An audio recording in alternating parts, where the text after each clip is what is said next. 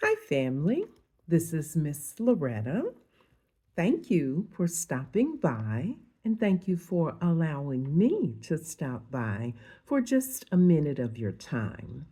Hopefully, I'm going to do this in 30 minutes or less. I'm going to cover Abraham and Sarah, formerly known as Abram and Sarai.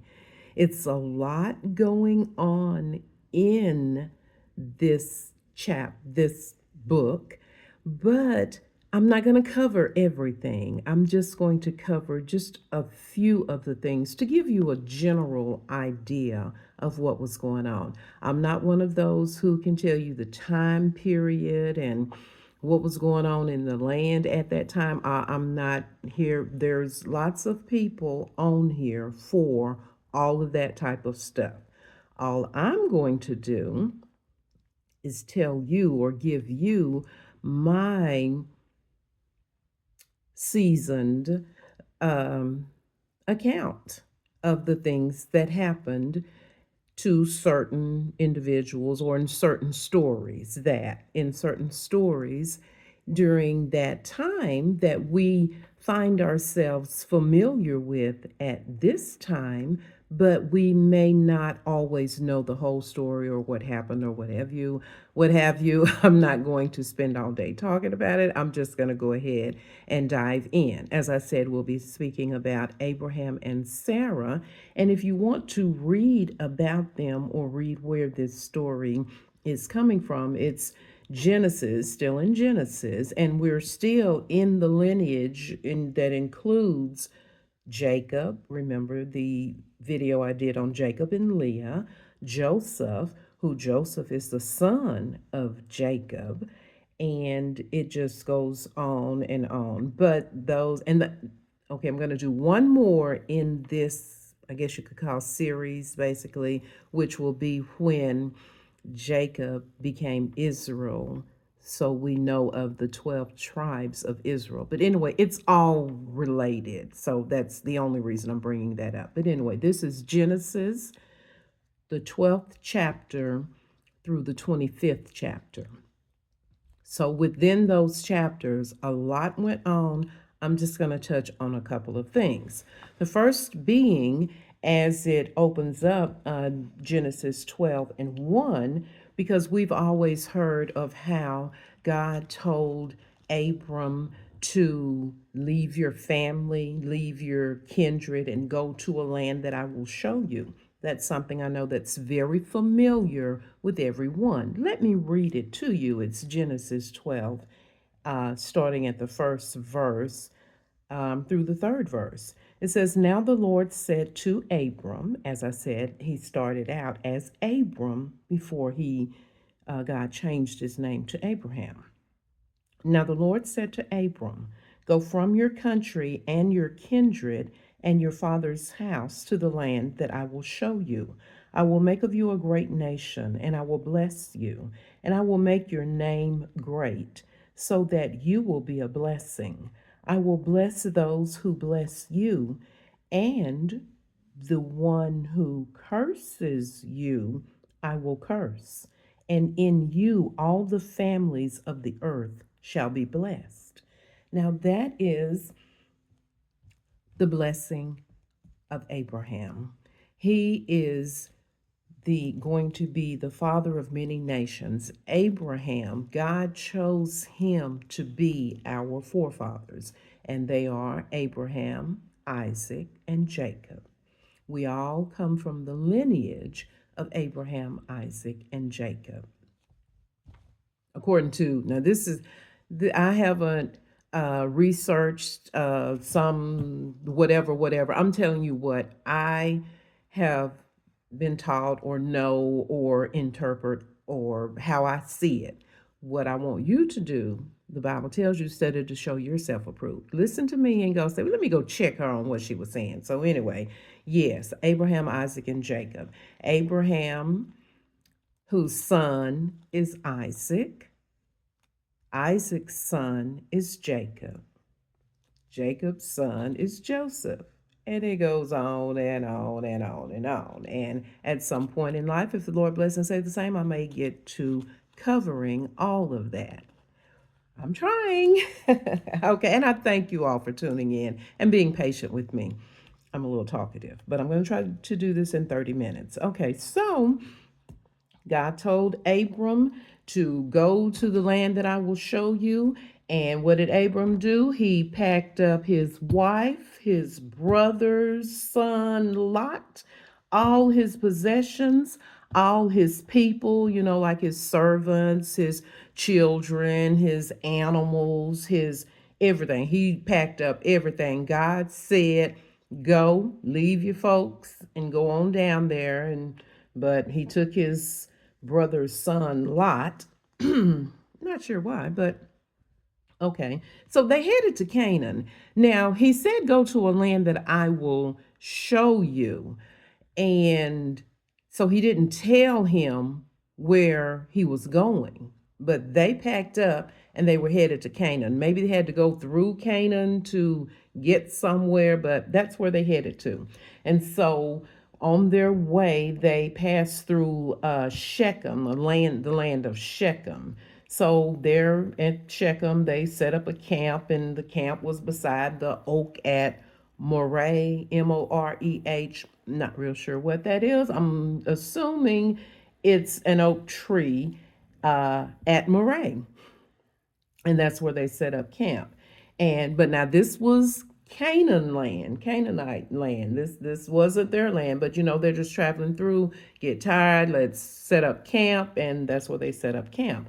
But while they were there, though, the Lord appeared to Abram, and he told him, he said, to your offspring, I will give this land that was Canaan land. And the Lord told him, to your children, your offspring, I'm going to give this land. So Abram built an altar there at the land where the Lord told him that. He built an altar to the Lord because he believed God. When God said something, Abram believed it. Isn't that a beautiful thing? If we would just believe God. When he says that I give you power to gain wealth, he puts that power in us to gain wealth. He puts and it's just so much, but I'm not going down the rabbit hole. I'm not going down the rabbit hole. Okay. So he built an altar to them. Okay, so when they left the place at the oak at Moreh, they went on up through the hill country, and they stopped at a few more places, and they put up a couple of more altars. They were traveling. They were going to a land that God was going to show them. And so on their journey, as they were going, there was a famine in the land, whichever land they were at this point. It was a lot of names in there. But at this point, there's a famine in the land. So what they decide to do is to go down into Egypt and, like we would say, ride out the famine. So they go down into Egypt. But before they get into Egypt, Abram pulls his wife Sarai to the side and says, honey, actually, let me tell you what he said. Okay, as I said, now there was a famine in the land, so Abram went down to Egypt to reside there as an alien. They're going down to Egypt to ride out the famine. I guess it was plentiful in Egypt, for the famine was severe in the land. When he was about to enter Egypt, now this is what I was saying, he had to pull her to the side. He said to his wife Sarai, I know well that you are a woman beautiful in appearance. And when the Egyptians see you, they will say, this is his wife. Then they will kill me. So they'll see this beautiful woman and then like, okay, she got a husband. We're going to have to kill him so we can have her. And so then they will kill me, but they will let you live. Say you are my sister. So what I'm gonna need you to do, because we don't want this to happen, I want you to say you're my sister, not my wife. So if I'm your brother, then there's nothing I can do, because I'm your brother. And if they decide to take you as their wife, I shouldn't have any complaints about it because I'm your brother. But he was really her husband. So say you are my sister so that it may go well with me because of you. So, because he's able to give them his beautiful sister, really his wife, then they'll treat him nice. And he was correct. He says, so that it may go well with me because of you, and that my life may be spared on your account. So, her being so beautiful and them taking it in and just, having to have it, that would make everything easy for Abram, just until I guess they're able to ride out the famine, or so that's what they're thinking the plan is about to be. So when Abram entered Egypt, the Egyptians saw the woman was very beautiful. When the officials of Pharaoh saw her, they praised her to Pharaoh. And the woman was taken into Pharaoh's house, just like Abram said. They gonna take you because you are beautiful. Well, it was some beautiful women back then. That must be nice. And some beautiful women today. It's a lot of pretty people in this world today, and that's nice. It's a beautiful thing. Okay, and for her sake, they took her into Pharaoh's house, and for her sake, he dealt well with Abram, like he said, like he thought he would. And he had sheep and oxen and male donkeys, male and female slaves, female donkeys, and camels. Just for Abram giving, or not giving, allowing Pharaoh to take Sarai, Pharaoh gave, and I mean, he had it to give. He was the Pharaoh, the owner of the land. So he had it to give. So he gave this man sheep, oxen, male donkeys, male and female slaves, female donkeys, and camels. That's a lot of stuff. And they were already traveling with the things that they had. So, but okay, now get this. Okay, they made up, and this is the part, and I don't recall if I mentioned it, but this is one of the things I really wanted to address, because people say a lot of times, when they're referring to God using people, that he can use anyone, and he truly can. A lot of times they'll say he used Abraham, and Abraham was a liar. No, it's not that Abraham was a liar. It's that Abraham lied. And this is the lie that Abraham told. That lie was that Sarai was his sister instead of his wife. He did it to, make things go well with him and her while they were in this land, trying to escape the famine, that while they were in Egypt, trying to escape the famine that was in the land. So they just, made up a little lie and said, we'll do this to get over. And not to get over, but to get through it. We're just working with what we got. This is what we got. This is what we're going to say. But verse 17 says, but the Lord afflicted Pharaoh and his house with great plagues because of Sarai, Abram's wife. I don't think God liked that. No, because he afflicted him. So Pharaoh called Abram and said, what is this you have done to me? Why did you not tell me that she was your wife? Why did you say she is my sister, so that I took her for my wife? Now then, here is your wife. Take her and be gone. And Pharaoh gave his men orders concerning him, and they set him on the way with his wife and all that he had. Baby, when those plagues start coming down on Pharaoh and his house, and he figured out, I guess God told him or somebody told him, he figured out that the reason this was all of a sudden happening was because of Sarai. He said, wait, something got to be wrong. Now, this wasn't happening yesterday. Everything was fine. These people come on into the town and I take this woman for my wife. Now, all of a sudden, this plagues. God is mad. Something is wrong. So you know how you backtrace, you retrace your steps and try to see what is the reason that this is happening. So he retraced his steps and he traced them back to Abram. And he said, Abram, I guess he figured it out some kind of way. Abram, why didn't you tell me that this was your wife? Why did you tell me this was your sister? And he said, because, I wanted to, I'm trying to save my life. We are trying to save my life. So that was, honey, Pharaoh said, baby, take your wife, take your oxen, your all the stuff I gave you. Take all of that. All of that and go. Leave. I don't know where you going. You ain't got to go home, but you got to get out of here.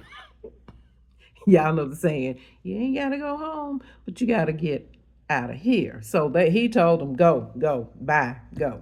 Okay, so they had to leave and go on into, I got some little notes here. I'm trying because I want to try to stay on point. I'm halfway there, y'all. Okay, so like I said, God was not happy with that transaction. So he went on and left. And at that point, he and his nephew, when they left, remember I said that Abram, when he left, when God told him to go to a land that I will show you, it was Abram, his wife Sarai, but he also took his brother's son Lot with him. Like I said, not sure why.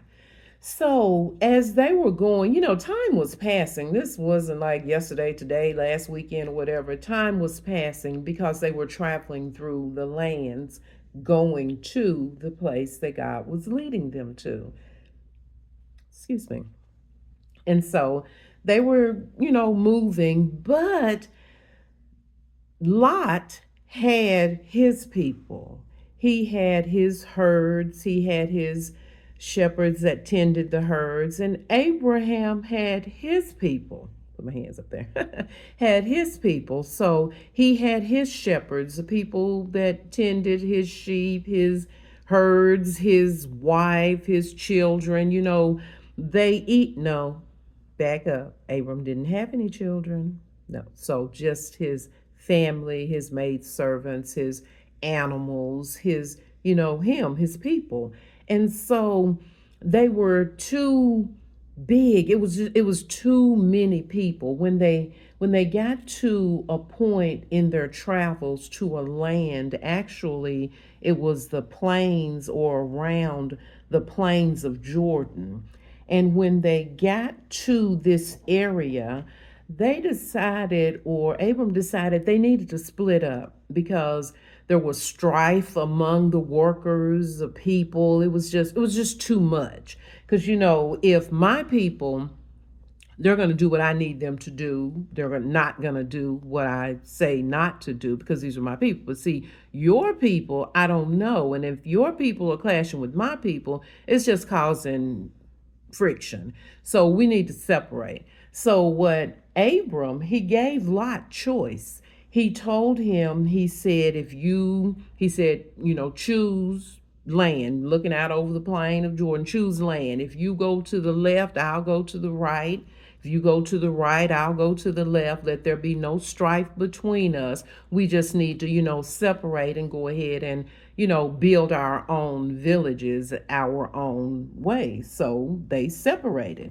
Now, Lot, trying to be greedy or I don't know. Maybe he just liked it because he looked over there and he saw the land along the plain of Jordan was well watered, and it was like the land of Egypt. It was nice. So he decided that's the side he wanted. So he went on over there, and it was no problem with Abram. No problem.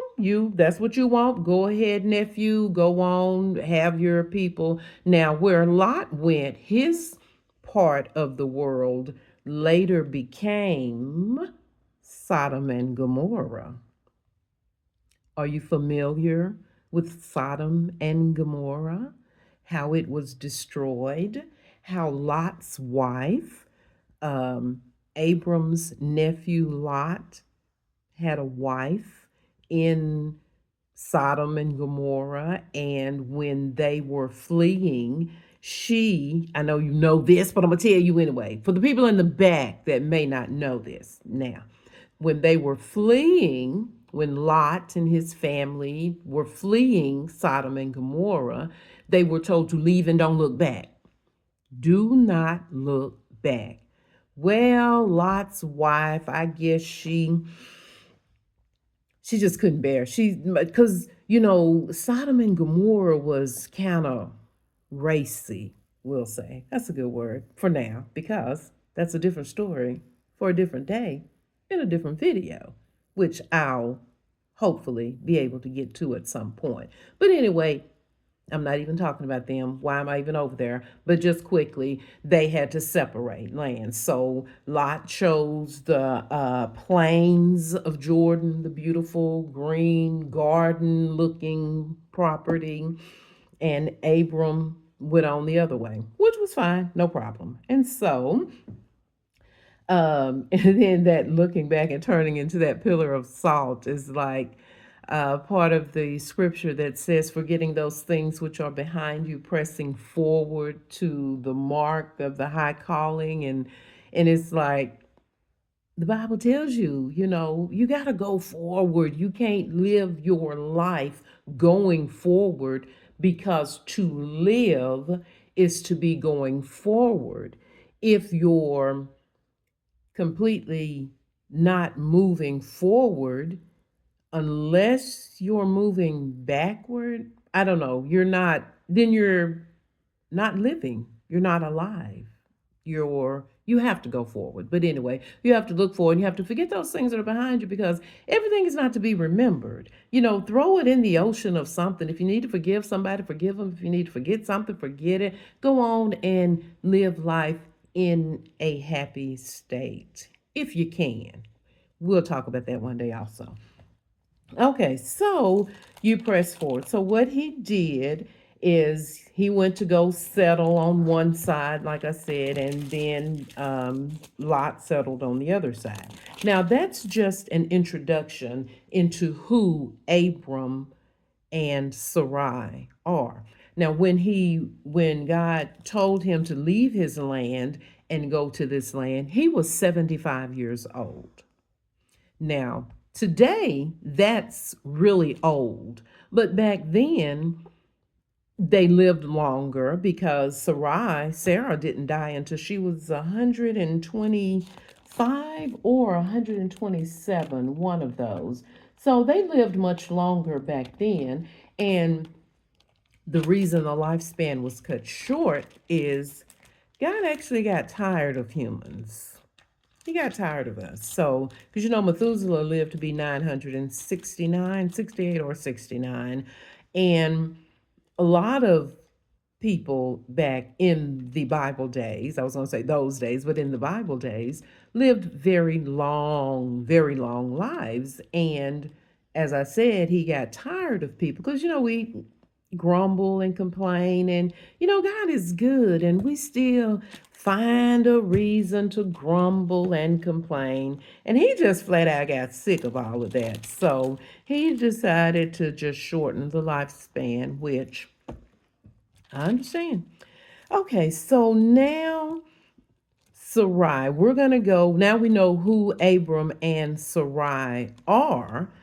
We'll go into which is the main, or which is a very important part of everything, is finding out about Isaac.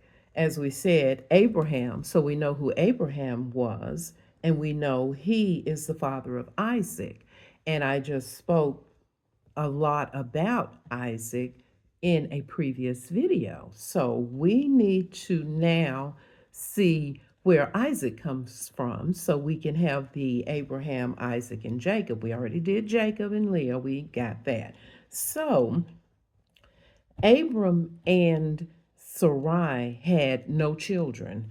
There was one point where when God made the covenant with Abram, he told him in the 15th chapter, he said, after these things of the word of the Lord came to Abram in a vision. After these things, the word of the Lord came to Abram in a vision. He said, do not be afraid, Abram. I am your shield. Your reward shall be very great. But Abram said, O Lord God, what will you give me? For I continue childless. And the heir of my house is Eliezer of Damascus.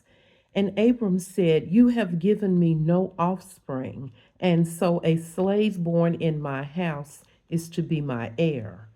But the word of the Lord came to him, this man shall not be your heir, no one but your very own issue shall be your heir. He brought him outside and said, look toward heaven and count the stars. If you are able to count them, then he said to him, so shall your descendants be. And he believed the Lord, and the Lord reckoned it to him as righteousness. Or the Living Bible said, God considered him righteous on account of his faith. That's one reason God, because whatever God said, Abraham was like, okay. So basically, Abraham knew who his father was, and he knew that you do what your father says. The Bible says, honor your mother and father, and your days will be long upon the earth. And that is what he did. And God considered it righteousness to him. So even though he told that lie, oh, Abraham was a liar and God used him, Abraham told a lie, and God forgives you 70 times, 7 times a day. So I'm sure at some point, Abram asked God to forgive him for telling that lie. So we can just go ahead and not even, trip with Abraham. But not only Abraham, when we're speaking of God being able to use anyone, and he truly can, he can use a child to tell you what it is he needs you to hear. In a reference, and like I said, the Bible is relevant today. If there's someone, as an example, who has a speech impediment, Moses couldn't talk very well, but God used him. Moses did wonders in his time, in his story. He did wonders. But God was able to use him even though he had a speech impediment. A lot of us won't get on here and do videos or do live things because there may be something wrong. There may be a speech impediment. There may be just anything, and we won't. But God, there may be someone who needs to hear how you interpret something that may make it easier for them to understand. And that's what I'm trying to do. So let me get out of that rabbit hole. Another one. Also, they'll say, oh, Rahab was a prostitute and he used her. Yes, he did. She hid those men of God to keep them safe so they wouldn't be killed or taken away, taken out, and just whatever. She hid them, and a promise was made to her that her and her people would be protected when, things went the other way. And the Samaritan woman, lastly, just to name a few, how people will say like I was referring to, they say Abraham was a liar and God used him. And, the Samaritan woman, she was in adultery, fornication, and all of that. And she was able to be used by God. So it doesn't matter who, if you were on the street, in the street, of the street, by the street, whatever, the street, God can still use you. Okay, back to Abraham. Sorry, guys. Oh my goodness, I'm out of time. I said I was going to do this in 30 minutes. Okay, I'm just going to give a brief synopsis if you'll just allow me 5 more minutes. Okay.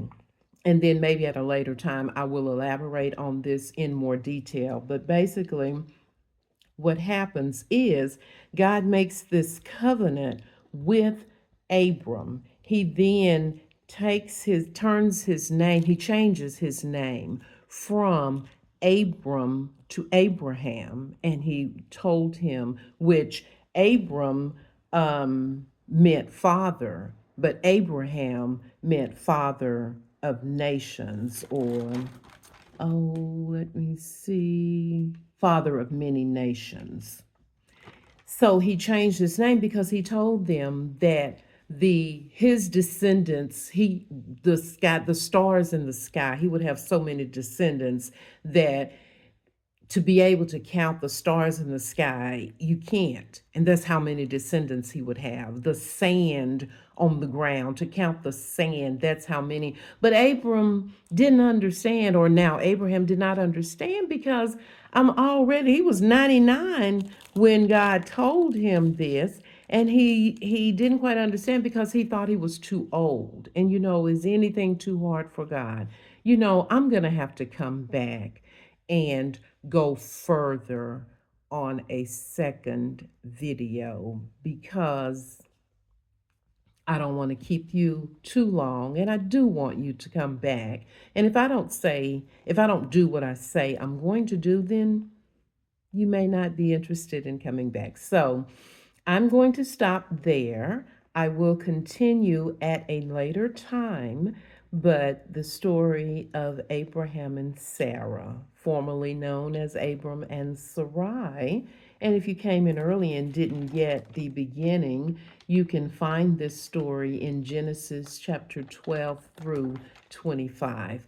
Thank you for stopping by. As I said, please do press the like button if you like what you heard. I do hope you did. Please press the subscription button. I need so many subscribers. I've had this channel forever, but we'll get there. And please press the notification bell, because I will be, if the Lord bless and says the same, I will be doing more videos breaking down parts of the Bible that I find interesting, and I would hope that you would also. Thank you so much for stopping by. Have a blessed day. Bye.